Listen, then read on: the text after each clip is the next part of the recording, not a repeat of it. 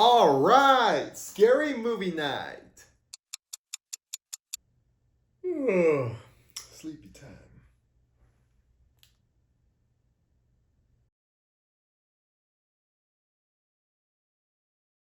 Oh no.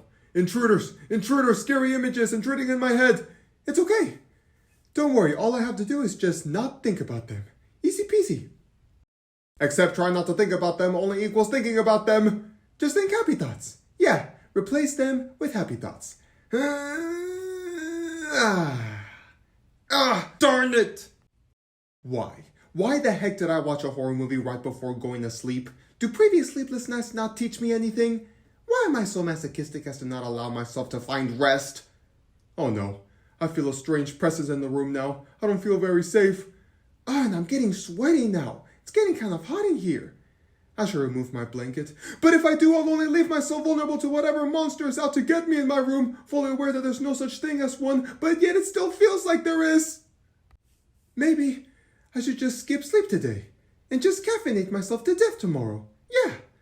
But no, I'm already lacking enough sleep because of college homework. I must take the opportunity and sleep, even if I have to sedate myself for it. But what if I get nightmares? Oh no. No. I can't dream about being chased by another serial killer again, or being surrounded by millions of bugs again, or worse of all, coming to school butt naked again. Oh gosh, what am I gonna do? What am I gonna do? Has this ever happened to you? Well, if you have any experience with receiving fear from a piece of media, chances are the answer is yes. And it's completely normal. I've certainly gone through this numerous times throughout my life, where I watch something that disturbs me only to result in me having a hard time sleeping afterwards. And it's not just a lack of sleep that's the result of horror on someone. It can cause a plethora of things. The horror genre can increase anxiety to those who get easily anxious, or increase stress to those who get easily stressed. For some people, after watching a horror film, they can end up becoming way too alert of their surroundings, and the tiniest and simplest of things are enough to jump scare them.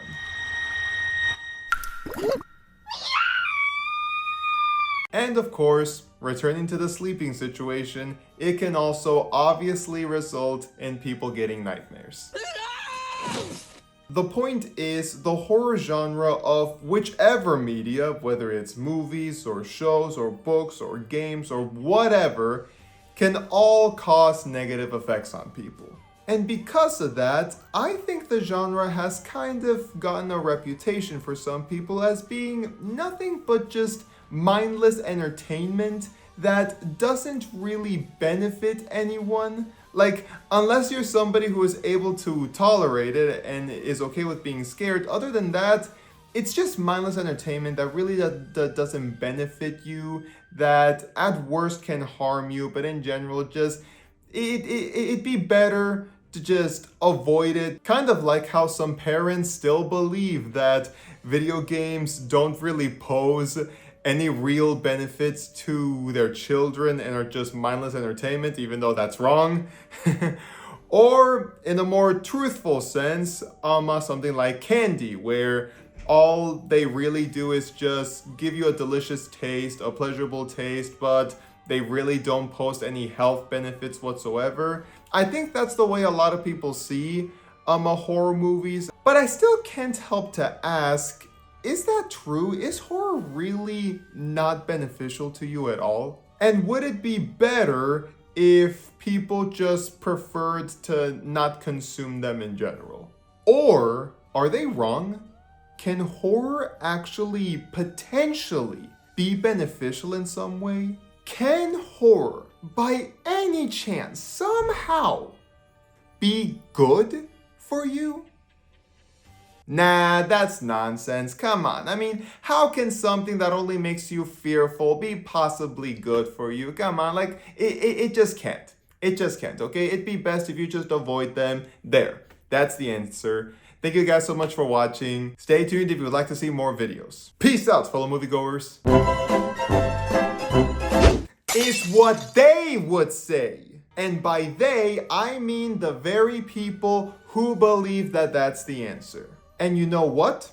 I'm not one of them. Now, for any person out there who's watching this video who is one of them who believes that horror doesn't pose any real benefits to you, guess what?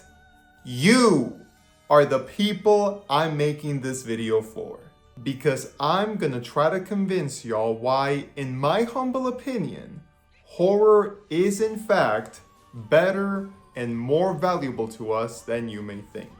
Anyways, let's not waste any more time and start answering the one and only question. Can horror films be good for you? Now, in order to get into my first point, I'm gonna do something that I never really do.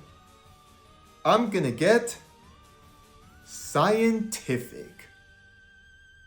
Ow, headache. I interviewed a psychology professor from my college campus, and so all of these scientific stuff that I'm about to talk about right now, he's the one who taught me them. So I just want to say thank you so much, Dr. Chris Grace, for your fascinating answers. So what happens inside our brains when we become fearful? Simple. Chemical reactions happen. Yes, science! The most famous of these chemical reactions are what's known as endorphins, or as most people like to call them, adrenaline. Adrenaline is the hormone that gives you the energy you need to defend yourself against danger, triggering stuff like a higher state of alertness or quicker movement, and of course, your fight or flight response. However, there's another chemical reaction that happens amongst all of these that you should be made aware of, and that is a little something called dopamine. And this, people, is your best friend. Without this, your life will be miserable. Its purpose is so simple yet so essential. Dopamine is the hormone that causes you to feel pleasure of any kind. That's it. So if ever you listen to a song you love, or eat a food you love, or are spending time with friends and family, and you're feeling good doing these activities, that's your dopamine causing you to feel that pleasure. So the next time somebody does something nice to you and it brightens your day, don't thank the person. Thank your dopamine. Like I said, it's your best friend, and yet a lot of people don't appreciate it. How ungrateful of you. And so some of you could be wondering, what does this pleasure-based hormone have to do with horror? I mean, that seems like one of the last places it'll be released, right? Incorrect. You see, much like adrenaline, dopamine is used for defensive purposes as well. While adrenaline gives you the energy to fight or fly, dopamine kicks in moments of fear in order to literally counteract it. It essentially prevents your fear from becoming too strong by reducing it and replacing some of it with dopamine, counteracting the unpleasant feelings with pleasurable ones. Not only that, but once the initial fear is over, the dopamine that was activated to counteract it actually stays for a little longer, keeping that sense of pleasure after the fearful experience, sort of like a delicious aftertaste. And that is the reason why we thrill seek. Not only is that the reason why we consume horror media, but that's also the reason why we go to roller coasters or climb mountains or skydive. Because even though in those moments you do feel suspense and fear and alertness doing those risky activities, it still makes it worth it because that release of dopamine makes it enjoyable and makes it fun. And so, since dopamine and the pleasure it brings is obviously important and healthy for us, that means that horror can be pretty good for us too, as it's yet another means of releasing that dopamine. Let's say that you're having a bad day. You're feeling pretty down right now. You don't feel like you have a lot of energy or happiness or excitement. You're not really having the best of days right now. Well, what would you do in that moment? Some of you would like to do something thrilling and exciting in order to get those feel-good sensations again. Well, for those of you, horror can do just that. You go into the movie theater and watch a horror film and it does what you expect it to do. It scares you, it gives you suspense, it makes you alert, it thrills you, all that stuff. And yet at the same time, you start feeling those pleasure-based neurotransmitters kicking in. And before you know it, you're now starting to enjoy yourself and have fun. And so once the film ends, your state of mind has changed. You're no longer feeling quite as down. You're leaving the theater now feeling re-energized and feeling better, feeling good, feeling brighter as you're contemplating on the experience you just had and you tell yourself, I'm glad I saw that. Sure, that won't happen to everyone, but just like how that's the experience that can happen to someone who goes to the roller coaster or goes mountain climbing or skydiving, who's to say that horror can't accomplish those same things? Now, to take this even further, the experience becomes especially great when you're doing it with other people. If you're getting to know a different person and you both decide to watch a horror film, not only will the experience become more fun when you guys do it together, but also you guys will begin to connect with each other over this shared experience. By the end of the film, you guys will start talking over it and creating good banter, and before you knew it, you might have just created a new friend because of this shared experience. Even if it's with somebody you already know, like an already friend or a family member, even then it's still great because it's just yet another moment for you to be connecting with them over, again, this shared experience. An experience of both fear and fun.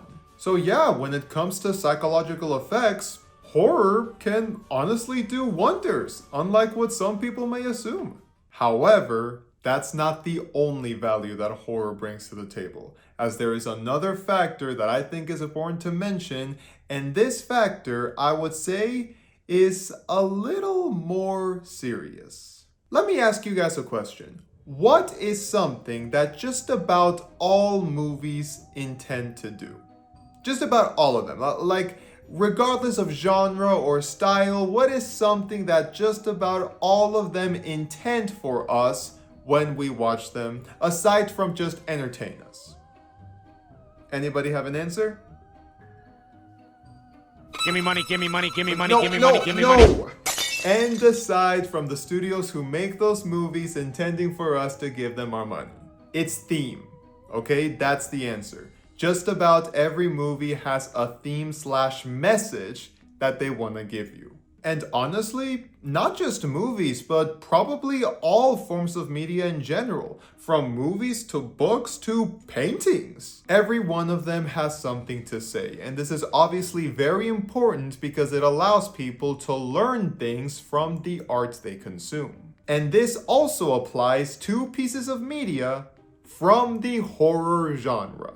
Horror art, just like all arts, have something to teach us. Let's give a few examples. First off, Jordan Peele's Get Out. A fantastic horror film that's about a young man who goes to visit his girlfriend's family for the first time, but slowly begins to uncover dark truths within this family. Without spoiling anything, I'll just mention that aside from the very entertaining plot and mystery, this film also has commentary to say about racism in the modern age, as well as the fear that Black people can feel within a predominantly non-Black environment. Director Jordan Peele had this to say about his film. It was very important to me to just get the entire audience in touch in some way with the fears inherent in being Black in this country. Part of being Black in this country, and I presume being any minority, is constantly being told that we're seeing racism where there just isn't racism. Let's look at another example, this time a book. Mary Shelley's Frankenstein. The classic story of a mad scientist creating a life form through an unconventional scientific experiment. While the story is an iconic tale of Gothic horror, it is famously known for commenting on the consequences of sacrificing morality for ambitions, specifically scientific ambitions. Lastly, I want to mention an example from a form of media that some of you probably didn't expect to see here, video games, specifically the indie title Devotion. This is a first-person psychological horror game in which you uncover the tragic history of a family targeted by a cult leader. This game is full of suspense, mystery, and very creepy imagery, but what makes it special is the fact that within this tragic story you're uncovering, it teaches you the cautionary lesson about the harm that cults do to people and the dangers that may come when following them. Examples like this show that horror has thematic value, just like any art form, and to miss out on them means to miss out on some important themes and messages that should probably be acknowledged. However, this does go a little deeper, because some of you are probably wondering if these messages could be taught in a way that isn't scary. Some of you are probably asking, well, okay, fair, but like, do I need to be scared by this in this moment? Like, can't these important messages and themes be taught outside of horror? Like, can't they be taught through non-horror means? And to that I say, yes.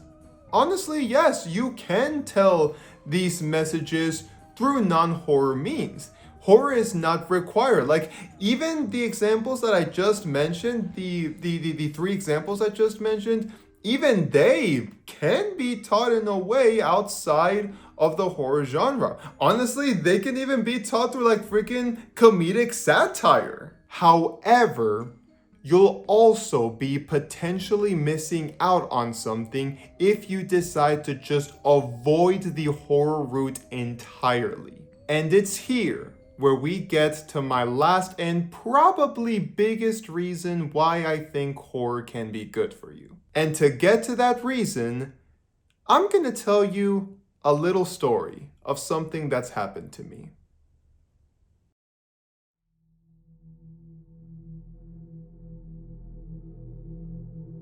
About a year ago, I was scrolling through TikTok, and I eventually stopped at a video from a creator you may or may not know, Sebastian K22.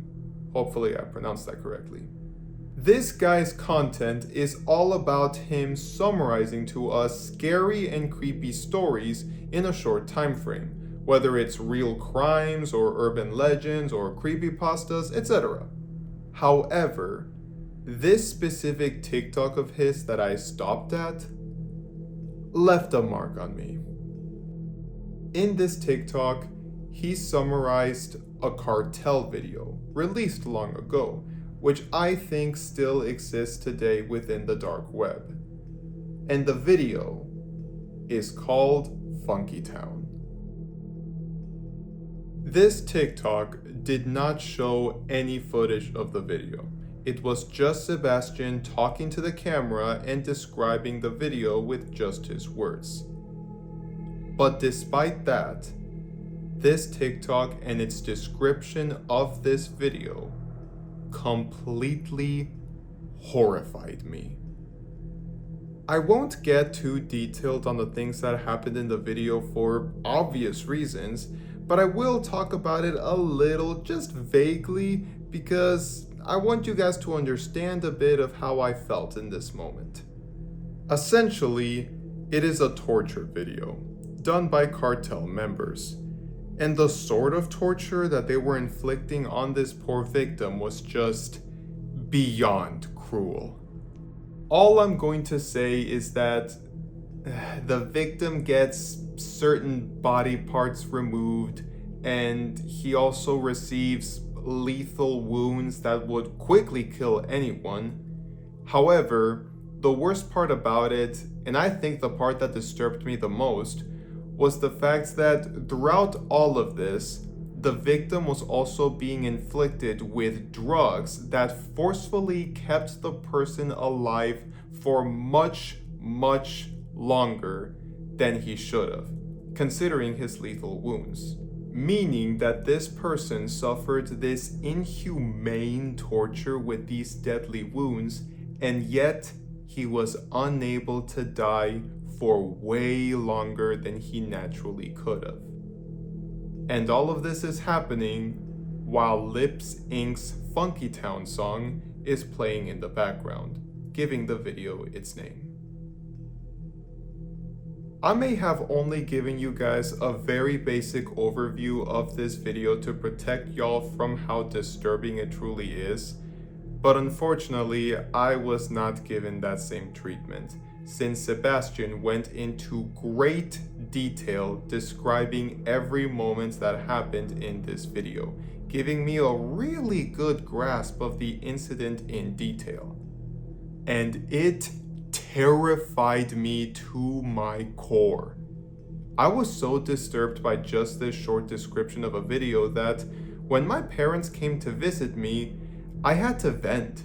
I had to express what I had just heard to them, just to let out the fear I was feeling inside me and find comfort from them.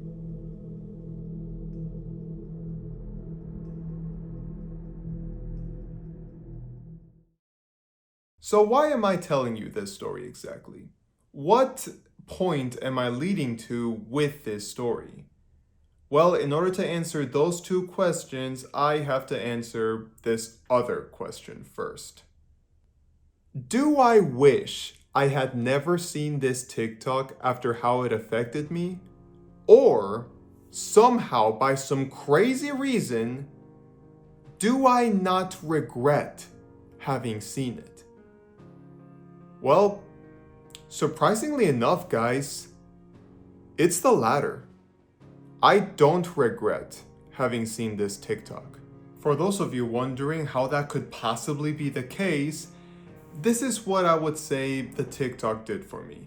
Yes, it was super disturbing and unpleasant to learn, but something else that it did for me personally was serve as a lesson of the sheer extent of the capacity that humanity has for evil. I'm not saying that I wasn't aware of it before. I obviously did know that evil people exist and that humans are capable of unimaginable atrocities, but this video simply made me feel it more. There's a difference between knowing something and feeling something.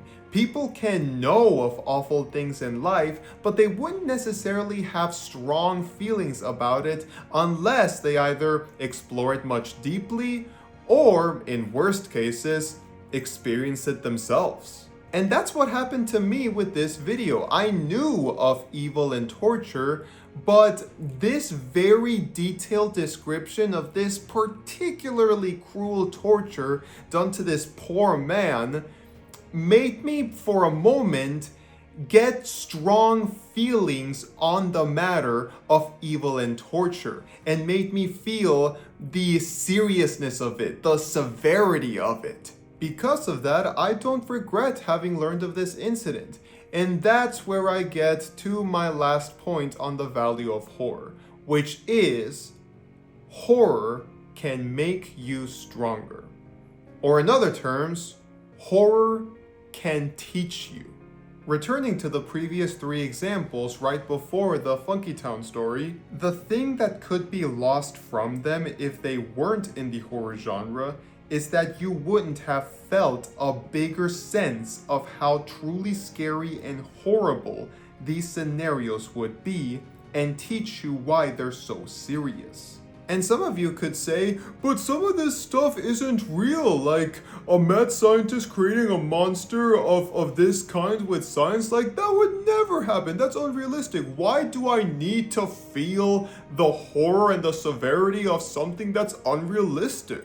Because even though some of these things are definitely fictional and wouldn't happen in real life, they are still representative of things that are real.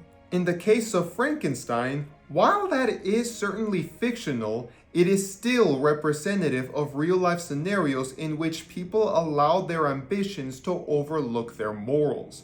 And so you'll begin to feel the horror of those real-life scenarios more when you read Frankenstein. And it's not just that, however. Feeling the message with horror is not the only thing it can do to you. It can also just teach you how to process fear in general. Look, Let's say you had two people, and both of them are lost inside a building, and there's a serial killer inside who's out to get them. Now, person one is someone who has never seen any form of horror in his life. Not a single horror film or horror book or horror anything. And so, he has zero experience with the fear of a scenario similar to this. Now, person two is someone who has experienced horror media and does know at least a tiny fraction of what it's like to fear a scenario like this because he's seen it depicted in the media. Which of these two is more likely to better deal with his current fear in the current moment, more likely to survive, and least likely to be scarred for life after the event? I bet my scholarship money y'all picked person number two, and yes, that makes complete sense. Why? Because one has experienced more fear than the other. He knows how it feels like to be in great suspense and great alertness and great disturbance, and in turn is better able to process it, deal with it, and most importantly, face it. I am not saying that horror can teach you well because the fear it gives you is the same as the fear you would feel in a real life scenario. Obviously not, okay? No ghost or zombie or slasher villain could ever fully prepare you for life's biggest horrors. Obviously not. But it does give you something, some preparation, even if it's just a very small amount. And I'm sure that we can all agree that something is better than nothing. And look, that very much will happen. Life will throw you stuff that will make you feel very scared and very anxious. It's just inevitable. Heck, if you're unlucky enough, life can give you stuff that are some of the most tragic turn of events you would have never expected could happen to you, and it affects you for the rest of your life. It can happen. To all of the people who say you should avoid horror stories, buddy, you're in one. Real life is a horror story, and the scariest one at that. For that reason, you can either face them blindly with zero forms of preparation, or you could practice that fear of yours within the safe environment of horror media, which will at least give you some form of preparation. Mexican author Cesar A. Cruz, forgive me if I mispronounce that, once said, "Art should comfort the disturbed and disturb the comfortable." Yes, I completely agree with that. Yes, art should be used for fun and escapism when we need it, but at the same time, it should also be used to give us a reality check, even if it's done through fictional means and even if it's uncomfortable. And those uncomfortable reality checks can make us stronger. If you want a little more convincing on why this reason is valid, I asked the exact same psychology professor I interviewed if he agrees with this argument, and he gave it his complete approval. And besides, this applies to a lot of our learning processes in life. Many times we have to know what something unpleasant is like if we are to be prepared to face it for real or face a stronger version of it. How can a soldier fight for his people and take on those big challenges if he doesn't even know what it feels like to take a punch to the face? How can your muscles have the strength to lift up 500 pounds without first feeling the burning pain of lifting 50 pounds? Heck, did you guys know that the flu shot actually contains dead viruses in it? Which is what alerts your immune system to prepare itself for the living incoming viruses. Not only that, but did you also know that the nasal spray flu vaccine actually contains living viruses inside it? This time actually just being weakened viruses so they still won't affect you, but still living viruses inside it. And again, that's used in order to alert your immune system for the incoming strong viruses that are out to get you. All of these examples prove that sometimes the best way to prepare yourself to fight against your enemies is by knowing how it feels like to take a punch from them. So yeah, in conclusion, do I think that horror can be good for you? Yes, absolutely. Experiencing them can increase your dopamine, making you feel good. If you experience it with others, it can create more moments of connection and bonding. They have themes and messages just like any other art form. And lastly, they can make you mentally stronger, as they teach you more about the horrors of life as well as help you practice how to handle your fears. Now, before I go, I do want to mention one more thing, which is, even though I spent this entire time talking about all of the reasons why horror can be good for you, at the same time, it is still worth mentioning that we should still not forget about all of the negative causes that horror can still cause.